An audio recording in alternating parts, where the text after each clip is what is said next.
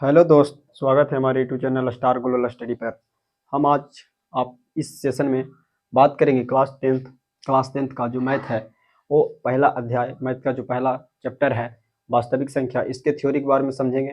और इस थ्योरी के बारे में समझकर अच्छे से डिस्कस करने के बाद हम अगले जो लेक्चर आएगा वो हमारा जो क्वेश्चन पे आएंगे। ठीक है फ्रेंड, सबसे पहले किसी भी चैप्टर या किसी भी अध्याय को पढ़ने से सबसे पहले उसका होता है कि आपको बेसिक कॉन्सेप्ट समझने चाहिए। उसके बाद आपको जो मैथ में होगा ना वो धमाल मचा देंगे। जैसे कि देखिए, सबसे पहले हम जानते हैं कि जो क्लास 10th है वो हमारा मैथ के जो हम बात कर रहे हैं ना, क्लास 10th के मैथ की बात कर रहे हैं, हमारा वास्तविक संख्या यानी कि इंग्लिश में इसको हम रियल नंबर कहेंगे। तो सबसे पहले आपको समझना होता है संख्या के बारे में। ठीक है फ्रेंड, यहाँ पे दिया संख्या। देखिए, संख्या कई प्रकार का होता है, जैसे कि एक होते हैं वास्तविक संख्या, काल्पनिक संख्या, परिमेय संख्या, पूर्णांक संख्या, भिन्न संख्या, कई प्रकार के संख्याएं होते हैं। लेकिन यहाँ से आपको सिर्फ परिमेय और अपरिमेय संख्या से ही क्वेश्चन पूछे जाते हैं ऑब्जेक्टिव में फ्रेंड। और उसके बाद हम सब्जेक्टिव क्वेश्चन भी पूछेंगे कि किस प्रकार से आपसे पूछा जाता है। सबसे पहले आप समझेंगे कि परिमेय संख्या क्या है। परिमेय संख्या के बारे में जानिए। सबसे पहले हम जानेंगे परिमेय संख्या। परिमेय संख्या उसे कहते हैं फ्रेंड जिसे हम पी बाई क्यू के रूप में हम लिख सकते हैं। जैसे यहाँ पे आपको ऐसे नहीं पूछते हैं, देखिए हम आपको बताते हैं कि किस प्रकार सब्जेक्टिव पूछता है। आपको सबसे पहले जो इसमें भी आ जाता है वास्तविक संख्या, वो पूछता है पाई का मान जो 3.14 और पाई का मान होता है 22/7। ये जो तीनों है ना फ्रेंड, ये जो हमारा तीनों आपको दिख रहा होगा, ये एक पाई है, एक पाई का मान है, और एक और पाई का मान होता है यहाँ पे डिग्री में बात करें तो 180। ध्यान समझिएगा, ये आपका पाई का थोड़ा सा कॉन्सेप्ट समझिए। देखिए, अगर हमसे पाई पूछे तो पाई जो है हमारा एक अपरिमेय संख्या है। ठीक है, पाई अगर पूछेगा तो पाई हमारा अपरिमेय संख्या है। ठीक है, लेकिन अगर वही पाई का मान पूछे या पाई का मान 3.14 दे दे तो हमारा परिमेय संख्या होगा। 22/7 दे दे तो हमारा परिमेय संख्या होगा। अगर आपसे पूछेगा कि पाई का मान डिग्री में कितना होता है तो आपको याद रखना 180 डिग्री होते हैं। देखिए, परिमेय और अपरिमेय संख्या को सबसे पहले आप पहचानिए। अपरिमेय संख्या किसे कहेंगे? जिसको पी वाई क्यू के रूप में हम नहीं लिख सकते हैं। और एक कॉन्सेप्ट और है, देखिए इसमें जो होता है परिमेय, अब मैं आपको हम समझाते हैं। परिमेय से रिलेटेड आपको अब एक भी क्वेश्चन गलती होने वाला नहीं है। देखिए, परिमेय में क्या होता है कि जहां भी कहीं संख्या के मतलब यहाँ पे मान लीजिए कि अगर हम लिख दें यहाँ पे 3.14, देखिए संख्या यहाँ पे निश्चित है, ये कहीं डॉट डॉट में नहीं है। ठीक है, एकदम संख्या निश्चित हो गया है। अर्थात किसी भी संख्या पर अगर वह पूर्णतः पूर्ण संख्या के रूप में यहाँ पे देख रहेंगे, जो संख्या हमारा 3.14 है वो हमारा इसके बाद कोई संख्या का विचार यहाँ पे नहीं आया है, यानी यहाँ पे जो हमारा संख्या होगा वो परिमेय संख्या होगा। लेकिन इसी प्रकार फ्रेंड आपसे कई बार पूछ लिए गए हैं कि 3.333 इस तरह से, यानी कि एक ही संख्या यदि बार बार आए, एक ही संख्या बार बार आए तो हमारा परिमेय संख्या होगा। उसमें हम बार लगा देते हैं फ्रेंड। जैसे कि यहाँ पे आप कह सकते हैं कि 3.33 है, यहाँ पे आपको दे देगा 3 दशमलव पे यहाँ पे रैंकिंग या बुंदा बैठा देगा, पूछेगा ये कौन सी संख्या है, तो हमारी हो जाएगी इस पर में परिमेय संख्या हो जाएगी। ठीक है, हमारा परिमेय संख्या हो जाएगा।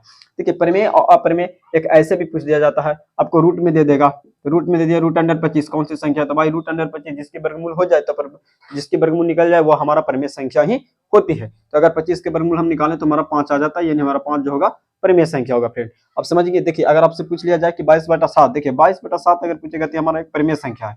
22/7 हमारा एक परिमेय संख्या है।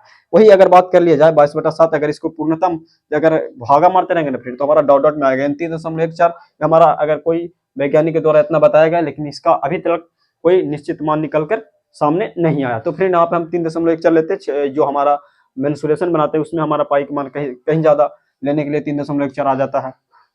ठीक है, तो यहाँ पे परिमेय अपरिमेय देखिए, अगर कहीं भी आपको दे दिया डॉट डॉट में संख्या, तो संख्या जब डॉट डॉट में आने लगेंगे यानी संख्या रिपीट नहीं होने लगेंगे, संख्या दो जैसे आ जाए यहाँ पे देख लीजिए 3.1468 इस तरह से करते करते आ जाए आपको डॉट डॉट डॉट में, तो जो हमारा अभी संख्या निश्चित नहीं है, जो संख्या निश्चित नहीं है कि कहाँ तक जाएगा, आगे आने वाला संख्या क्या होगा, तो हमारा अपरिमेय संख्या होगा जिसकी वर्गमूल भी ना हो। जैसे हमारा दे दिया √2 के वर्गमूल पूर्णतः नहीं होती है फ्रेंड, तो हमारा जो होगा वो एक अपरिमेय संख्या होगा।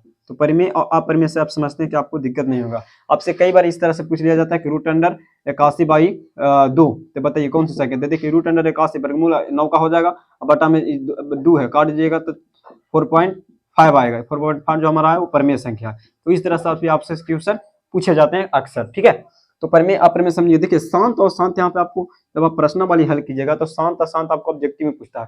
फ्रेंड समझिएगा, जिसको भी अगर हम भागा दें और जो हमारा हर का मान होता है, आपको पता होगा कि हम अगर भिन्न बराबर लिखते हैं तो भिन्न बराबर हमारा होता है अंश होता है, ऊपर वाला को हर गलत सॉरी सॉरी फ्रेंड, यहाँ पे ऊपर वाले को हम अंश बोलते हैं और नीचे वाले को जो होता है हम हर बोलते हैं। तो हर का मान आपको अगर 2 और 5 के रूप में आ जाए, 2 और 5 के रूप में आ जाए कहीं भी फ्रेंड, अगर हर का मान आपको 2 और 5 में उसका गुणनखंड करने पर आ जाए तो हमारा जो संख्या होगा वो शांत होगा। ठीक है फ्रेंड, शांत होगा।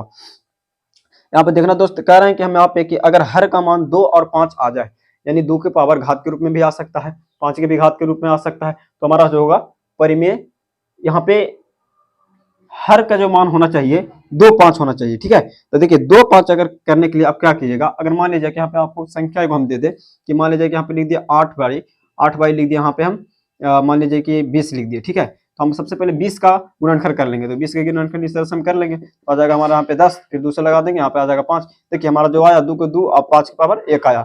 देखिए 2 और 5 के रूप में, तो हमारा जो संख्या है वह शांत है, हमारा शांत है। ठीक है, शांत को यहाँ पे कई बार इससे प्रश्न पूछ दिया जाता है, 1/√, यहाँ पे दे देता है √, दे देगा यहाँ पे 16, तो √16 दे दे फ्रेंड, 1 बटा हो जाएगा। यहाँ पे इसका मान निकालेंगे 4, 4 को तोड़ दी तो 2 के रूप में आ जाएगा, यानी 2 के पावर 2, तो फ्रेंड यहाँ पे 5 के पावर 0 लिख सकते हैं, यानी कि भी हमारा कोची है शांत। इस तरह से भी आपसे पूछा जाता है। फ्रेंड आपको एक बात याद रखना कि किसी भी संख्या के पावर 0 होती है ना, तो उसकी मान हमेशा 1 के बराबर होती है। ठीक है, अगर 2 भी आ जाए, हर में सिर्फ 2 आ जाए या तो फिर सिर्फ 5 आ जाए यानी 5 आ जाए, तो भी हमारा संख्या शांत होगा। कई बार पूछ लिए जाते हैं कि 2 के पावर है 0 और फिर है 5 के पावर 2, तो बताइए संख्या शांत है या शांत है?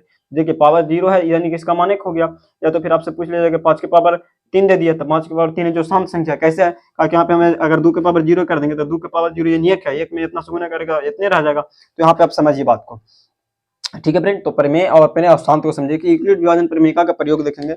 यूक्लिड विभाजन प्रमेयिका के द्वारा हम ये CF ज्ञात करते हैं, यानी मस्ता ज्ञात करते हैं फ्रेंड, और 2 संख्याओं को हम यहाँ पे मस्ता ज्ञात करने में प्रयोग करते हैं यूक्लिड विभाजन प्रमेयिका द्वारा। यूक्लिड विभाजन प्रमेयिका को आपको हम थोड़ी सी डिटेल में समझा देते हैं तो आपको दिक्कत ना हो।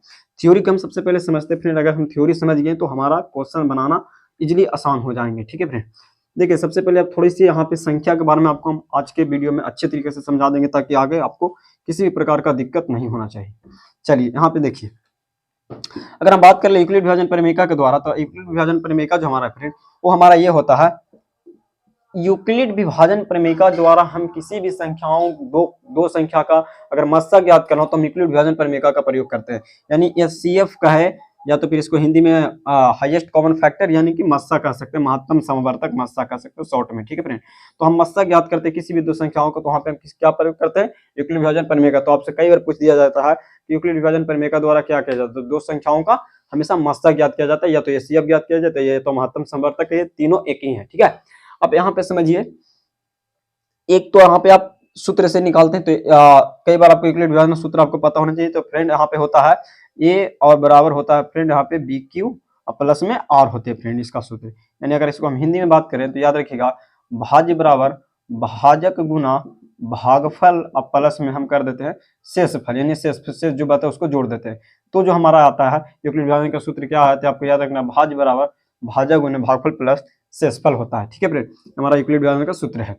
देखिए अब थोड़ी सी आपको हम समझा देते हैं परिमेय अपरिमेय के बारे में। समझा दिए, पाई एक अपरिमेय संख्या है, पाई का मान 22/7 जो है वो परिमेय संख्या है, 3.14 परिमेय संख्या है, किसी भी संख्या पर रैंकिंग चढ़ जाए परिमेय संख्या होगा, डॉट डॉट वाली संख्या जो बार बार रिपीटेशन ना करे, बदल बदल के संख्या आती रहे, तो जो भी संख्या बदल बदल के आती रहती है वो हमारी अपरिमेय संख्या होती है फ्रेंड। तो ये सब बात आपको दिमाग में रखना है ताकि इससे आपको ऑब्जेक्टिव छूटे ना। पाई का मान डिग्री में पूछ लेगा तो 180 डिग्री आपको याद रखना फ्रेंड। आपको त्रिकोणमिति अक्सर पूछ दिया जाता है, पाई/6 के साइन पाई/6 के मान बताइए, कॉस पाई/6 के मान बताइए, इस तरह से आपसे पूछा जाता है। ठीक है, तो चलिए इसको हम परिमेय को समझ गए फ्रेंड, यहाँ पे अपरिमेय को समझ गए, शांत अशांत को हमने समझ गया, यूक्लिड विभाजन को समझ लिया, SCF को समझ लिया। सबसे पहले थोड़ी सी अभिभाव संख्या के बारे में हम समझते परिमेय। सबसे पहले आपको एक हम बता देना चाहते हैं कि यहाँ पे ये जो हमारा हो गया इसे हम थोड़ा सा मिटाते हैं ताकि हमें जगह मिल जाए आगे चीज़ों को बताने के लिए। तो फ्रेंड यहाँ पे आप थोड़ी सी वास्तविक संख्या के बारे में और थोड़ी डिटेली जान लीजिए। अगर आप 9 में पढ़े होंगे तो ठीक है, नहीं तो हम आपको बता देते हैं। देखिए फ्रेंड, अगर हम बात कर ले वास्तविक संख्या का, तो हमारा जो वास्तविक संख्या है वो हमारा दो प्रकार की होती है। संख्याएं दो प्रकार की होती है। वास्तविक संख्या जो हमारा है वो संख्या के, देखिए संख्या तो दो प्रकार का होता है। सबसे पहले संख्या की बात करें, वास्तविक संख्या की नहीं, संख्या की बात करें, एक तो होती है वास्तविक संख्या, ठीक है फ्रेंड, एक तो हमारे होती है वास्तविक संख्या, वास्तविक संख्या, और जो हमारा दूसरी होती है, पहला वास्तविक संख्या होती है, दूसरी जो होती है वो काल्पनिक संख्या होती है फ्रेंड। तो जो हमारा काल्पनिक संख्या होती है उसका मैथ में यूज नहीं होते फ्रेंड, यानी कि जहां भी हम करेंगे तो हमारा वास्तविक संख्या ही यूज होगा। वास्तविक संख्या मतलब किसे कहते हैं, तो भाई परिमेय और अपरिमेय के सम्मिलित रूप को हम यहाँ पे वास्तविक संख्या कहते हैं, ठीक है फ्रेंड। तो परिमेय संख्या और अपरिमेय संख्या, यानी कि अगर हम वास्तविक संख्या की बात करें ना फ्रेंड, तो वास्तविक संख्या हमारा दो प्रकार की होती है, ठीक है, दो से मिलकर बना। पहला तो ये परिमेय से मिलकर बना है, यानी परिमेय संख्या हो जाएगा इसका पहला प्रकार वास्तविक संख्या का, दूसरा जो हमारा है वो अपरिमेय संख्या हो जाएंगे, ठीक है फ्रेंड। देखिए परिमेय अपरिमेय के बारे में अक्सर आपको बता दी, 22/7 की बात करेगा परिमेय है, 3.14 परिमेय है, किसी भी संख्या पर एक चढ़ गया परिमेय है, ठीक है। आपका संख्या रिपीटेशन ना करने लगे तो हमारा कुछ होगा परिमेय संख्या होगा फ्रेंड, ये सब आपको दिमाग में रखनी है, ठीक है। जिसके वर्गमूल पूरे पूरे निकल जाए वो भी हमारा परिमेय संख्या में होगा। वर्गमूल इसका जिसका पूरा पूरा आ जाए, जैसे फ्रेंड आपको दे देगा √81 बाई √36, तो देखिए फ्रेंड 81 का वर्गमूल 9, 6 का वर्गमूल 36 का वर्गमूल 6, आप इसको भागा देगा तो यहाँ पे 3 मरतबे, यहाँ पे 2 मरतबे, यानी यहाँ पे आप काटिएगा तो आ जाएगा 1.5, यानी हमारा कहीं ना कहीं कौन सी संख्या आ रही है, परिमेय संख्या। तो आपको इस प्रकार से भी याद रखना। अपरिमेय संख्या में फ्रेंड याद रखिएगा जो हमारा यहाँ पे पाई है वो एक अपरिमेय संख्या है। कोई भी संख्या दे दी जाए 1 4 3 2 1 4 5 इस तरह से डॉलर कौन सी संख्या आने वाली कोई ठीक नहीं, तो ऐसे संख्या हमारा अपरिमेय संख्या के अंतर्गत आते हैं। चलिए परिमेय अपरिमेय आप समझिए। आप सबसे पहले थोड़ी सी संख्या जान लीजिए, भिन्न संख्या। देखिए फ्रेंड भिन्न संख्या क्या होती है, तो भिन्न संख्या को आपको याद रखना है कि भिन्न संख्या वो होती है जो आपको P/Q के रूप में रहती है, परंतु Q की जो मान होती है वो ना तो 0 होना चाहिए और ना ही 1 होनी चाहिए, ठीक है फ्रेंड। आखिर आप यहाँ पे देखिए, जैसे कि हम यहाँ पे लिख दें 3/5 जो हमारा है, ये जो हमारा संख्या होगा एक भिन्न संख्या होगा। भिन्न अर्थात बट्टा के रूप में होना चाहिए, तो हम उसको क्या बोलेंगे, भिन्न संख्या, यानी अंश बटा हर होना चाहिए। भिन्न बराबर आपको कह सकते हैं अंश बाई हर, यानी कि हमारा कुछ ये भिन्न है। चलिए भिन्न संख्या समझ में आ गया आपको। तो आपको पूछ दिया जाता है ना कि भिन्न बताइए, भिन्न संख्या के यहाँ से आपको भिन्न संख्या से प्रश्न आते हैं अक्सर, और भिन्न संख्या के अलावा से आपको पूर्णांक संख्या से ही पूछा जाता है।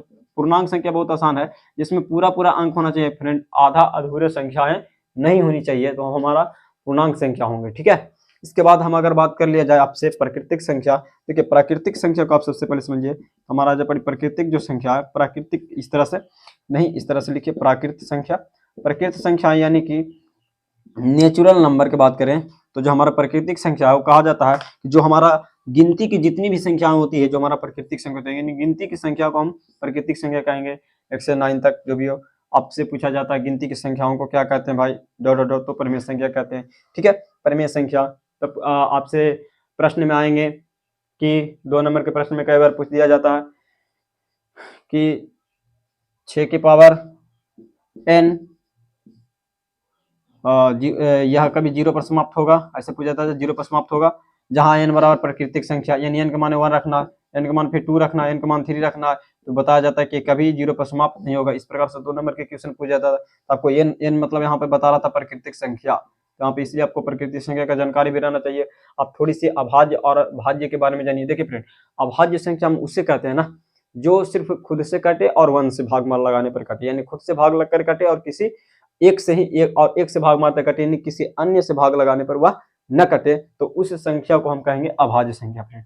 अभाज्य संख्या आपसे कई बार पूछ दिया गया है कि अभाज्य संख्या जो बताइए सबसे छोटी अभाज्य संख्या क्या है। तो सबसे छोटी अभाज्य संख्या की बात करेंगे यहाँ पे हम। तो देखिए सबसे छोटी अभाज्य संख्या आपको हम बताते हैं, संख्या के बारे में आज अच्छे तरीके से पढ़ा देते हैं ताकि आपको आने दिक्कत नहीं हो। संख्या से रिलेटेड कोई भी प्रकार का ऑब्जेक्टिव से लेकर के सब्जेक्टिव टाइप क्वेश्चन भी इससे पूछ दिया जाता है ताकि आपको संख्या से रिलेटेड कोई दिक्कत ना हो, परिमेय अपरिमेय से कोई दिक्कत ना हो, ऑब्जेक्टिव टाइप क्वेश्चन पूछे जाते हैं फ्रेंड। यहाँ पे देखिए आपको सबसे पहले यहाँ पे जानना है अभाज्य संख्या। देखिए अभाज्य संख्याएं क्या है। अभाज्य संख्या तो कहता है कि वैसी संख्या ना जो तो पहला तो खुद से कटे और दूसरा 1 से कटे, यानी 1 से कटे और खुद से कटे, वैसी संख्या को हम क्या कहते हैं, अभाज्य संख्या कहते हैं। चलिए, तो सबसे वैसी छोटी संख्या कहता है एक से बड़ी, यहाँ पे याद रखिएगा यहाँ से कि एक से बड़ी वैसी संख्या जो एक से कटे और खुद से कटे। तो एक से बड़ी वैसी संख्या सिर्फ एक दो है, तो सबसे छोटी अभाज्य संख्या फ्रेंड यहाँ से याद रखिएगा, सबसे छोटी जो अभाज्य संख्या है, सबसे छोटी अभाज्य संख्या हमारी 2 है। ठीक है, इसके बाद हम भाज्य संख्या को समझेगा। भाज्य आपको समझ में आया होगा कि वह खुद से कटेगी भाग लगने पर, वह दो से नहीं कटेगी, यानी कि किसी दूसरे संख्या से न कट के बल्कि एक और खुद से कटे वैसी संख्या को हम अभाज्य संख्या कहते हैं। ठीक है, इसके बाद हम समझेंगे भाज्य संख्या। देखिए भाज्य संख्या, देखिए फ्रेंड यहाँ पे अभाज्य को आप रूढ़ संख्या भी कह सकते हैं। ठीक है, तो आप जानिएगा, रूढ़ पूछे चाहे भाज्य पूछे बात बराबर है, भाज्य पूछे या यौगिक पूछे बात क्या है, बराबर है। ठीक है, तो यहाँ पे भाज्य संख्या किसे कहते हैं, तो बताया जाता है कि वैसी संख्या जो एक और खुद के अलावा किसी अन्य संख्या से भी ये क्या होना चाहिए, विभाज्य होना चाहिए, मतलब कि भाग लगना चाहिए। तो वैसी संख्या को हम कहेंगे कौन सी संख्या, भाज्य या यौगिक संख्या। तो सबसे छोटी वैसी संख्या कौन है जो खुद और एक के अलावा किसी अन्य संख्या से भी भाग लग जाए, विभाजित हो जाती है। तो सबसे छोटी आपको बात कर ले कौन सी संख्या, तो भाज्य संख्या तो हमारे ये फ्रेंड 4 है। ठीक है, 4 है हमारी वैसी संख्या जो कई बार प्रश्न में पूछ लिया जाता है कि सबसे छोटी भाज्य संख्या, सबसे छोटी अभाज्य संख्या, और कई बार एग्जाम में पूछ लिए गए हैं कि सबसे इंपॉर्टेंट क्वेश्चन आपको यहाँ से पूछ लिया जाता है ऑब्जेक्टिव टाइप में कि बताइए सह अभाज्य संख्या क्या है। सह अभाज्य संख्या क्या है, देखिए सह अभाज्य संख्या को आपको समझ लेना चाहिए ना कि सह अभाज्य संख्या बहुत ही आसान है फ्रेंड, एक शब्दों में वैसी दो भाज्य, गलत बोल दिए फ्रेंड सॉरी, यहाँ पे हम कह रहे हैं कि वैसी दो अभाज्य संख्या जिनकी HCF अर्थात मस्सा 1 हो, वैसी संख्या को हम कहेंगे सह अभाज्य संख्या। फिर से सुनिए, कह रहे हैं कि वैसी दो अभाज्य संख्याएं जिनकी मस्सा हमेशा 1 होती है, वैसी संख्या को हम सह अभाज्य संख्या कहते हैं। तो पूछ दिया जाता है कि वैसी दो संख्या जिसकी मस्सा 1 होती है उसे कहते हैं, डॉट डॉट में दे देगा सहअभाज्य संख्या, भाज्य संख्या, यौगिक संख्या। तो इस प्रकार से आपको ऑब्जेक्टिव पूछ लिए जाते हैं। ठीक है फ्रेंड, आपसे यह भी कई बार पूछ लिया जाता है कि बताइए अभाज्य संख्या की संख्या बताइए 1 से 50 तक में, 1 से 100 तक में। तो आपको यहाँ पर ही आपको 1 से 100 तक पूछेगा ना फ्रेंड अभाज्य संख्या के, तो 1 से 100 के बीच आपको 25 गो होते हैं, और 1 से 50 के बीच में संख्या के बीच में यहाँ पे आपको 15 को याद रखना। कौन सी संख्या हम बात करें, अभाज्य संख्या की। ठीक है फ्रेंड, अभाज्य संख्या के यहाँ पे बात करें तो आप समझ गए होंगे सबसे छोटी भाज्य अभाज्य, सबसे हम समझा दिए, पूर्णांक समझा दिए आपको, भिन्न समझा दिए आपको, और इसी प्रकार सारी संख्याओं के बारे में आपको लगभग हम जानकारी दे दिए, आपका थ्योरी के बारे में बता दिए। आप यहाँ पे शांत अशांत जो भी है आपका जो चैप्टर में यूज होने वाला है वो हम आपको बता दिए। ठीक है फ्रेंड, आप यहाँ पे थोड़ी सी आपको हम बताते हैं दशमलव भिन्न में बदलने के लिए। जैसे कि देखिए फ्रेंड, अगर कोई भी चीज हमको दे दिया जाता है पूर्णांक में आपको आ जाएगा 3.4 इस तरह से, अब इसको बताएगा कि भिन्न में बदलिए, इसको किस में बदलना फ्रेंड, भिन्न में बदलना है। तो इस तरह से बहुत आसान होता है। देखिए यहाँ पे आपको दशमलव के लिए नीचे जितना पहले वैसे लिख लीजिए, जितना लिखा हुआ संख्या, चलिए ऊपर तो हट गया, लेकिन हटाएं तो उसके लिए तो कुछ करना पड़ेगा ना। तो 1 दशमलव के लिए मान 1 होता है, और उसके बाद जो संख्या होती है 0 बैठाया जाता है। तो 1 2 3 4 जितने भी दशमलव के बाद अंक आए उसके अकॉर्डिंग, यानी कि उसके बराबर यहाँ पे आपको 0 बैठाने, यानी 4 संख्या आए तो 4 0 बैठा दीजिए। तो हमारा जो कोचिंग में फ्रेंड था, जो हमारा दशमलव में था, ये हमारा भिन्न में आ गया फ्रेंड। ठीक है, तो यहाँ पे आपको बदलने के लिए दे देता है, जैसे कि आपको यहाँ पे दे दिया जाए, भिन्न में दे दिया जाए, दशमलव बदलना रहे, जैसे दे दिया 4 दशमलव इतना, और फिर बटा में दे दिया 100, बोला कि इसमें अब दशमलव में बदलिए, यहाँ पे आपको दशमलव में बदलना है। तो दशमलव बदलने के लिए बस कुछ नहीं करेंगे, 4 दशमलव यहाँ पे 3 है, देखिए 2 जीरो के बाद, यानी कि हमारा 2 जीरो है, यानी कि इस अंक पे हम यहाँ पे हम बैठा देंगे दशमलव फ्रेंड, 2 अंक के बाद, 2 अंक के बाद बैठा देंगे। आप देखिए इसको आप भिन्न में बदलिए तो पुनः वही संख्या आ जाएगी ना फ्रेंड, वही संख्या पुनः आ जाएगी। तो हमारा कुछ हो गया, दशमलव को भिन्न में बदलना, भिन्न को दशमलव बदलना आपको थोड़ी सी आनी चाहिए। और एक बात कंफर्म याद रखिएगा कि किसी का भी पावर अगर 0 आ जाए तो उसका मान हमेशा 1 की बराबर होती है। आपको शांत अशांत वाले में कंफ्यूज करने के लिए डाल दिया जाता है फ्रेंड। दे दिया जाएगा कि 2 के पावर 0 है, 5 के पावर 8 है, तो वह कौन सी संख्या है। आप सोचेंगे कि 0 इसकी तो मान क्या होगी, तो आपको पता होगा कि 0 अगर मान लीजिए कि सिर्फ यहाँ पे आपको पता होगा कि इसका मान 1 होगा, 1 में किसी भी संख्या को गुना करने पर स्वयं आ जाती है वही संख्या आती है जिससे आप गुना करते हैं। तो यहाँ पे आप समझिए, तो इस पे आपको थोड़ी सी ध्यान रखनी है, थोड़ी सी जानकारी रखनी है, ताकि आपको क्वेश्चन गलती ना हो इसके लिए। ठीक है फ्रेंड, आप एग्जाम को पैटर्न के अकॉर्डिंग पढ़ाई कीजिए।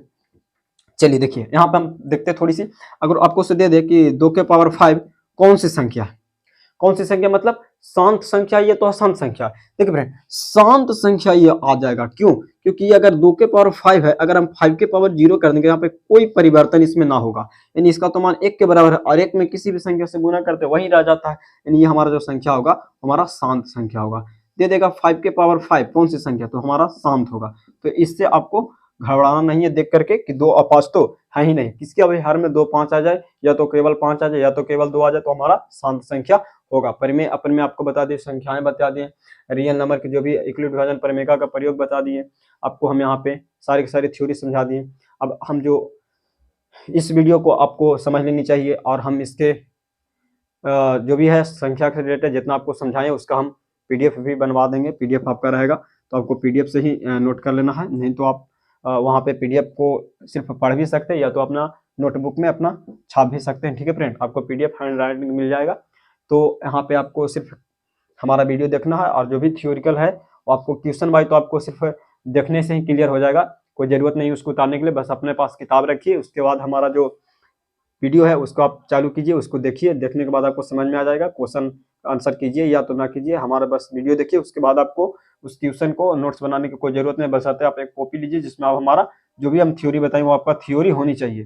थ्योरी आपको बहुत ज्यादा काम देंगे। ठीक है फ्रेंड, आपको थ्योरी क्लियर रहेगा तो आपसे ज्यादा से ज्यादा ऑब्जेक्टिव क्वेश्चन सोल्व हो गए। ठीक है, तो यहाँ पे हम आपको पीडीएफ व्यवस्था आपको होगा, पीडीएफ के लिए दिक्कत नहीं होने वाली है। तो यहाँ पे आपको आज हम इस वीडियो में सिर्फ वास्तविक संख्या के बारे में, संख्याएं के बारे में जान लिए हैं, इसकी थ्योरी के बारे में जान लिए कि इसमें किस किस चीज़ का प्रयोग होने वाले हैं। तो फ्रेंड, और हमारा जो अगले वीडियो आएगा, अब हम अगले लेक्चर में अगले वीडियो लेकर आएंगे, क्योंकि आज हम सिर्फ थ्योरी पर ही डिस्कस किए, और हम प्रश्नावली पे आएंगे।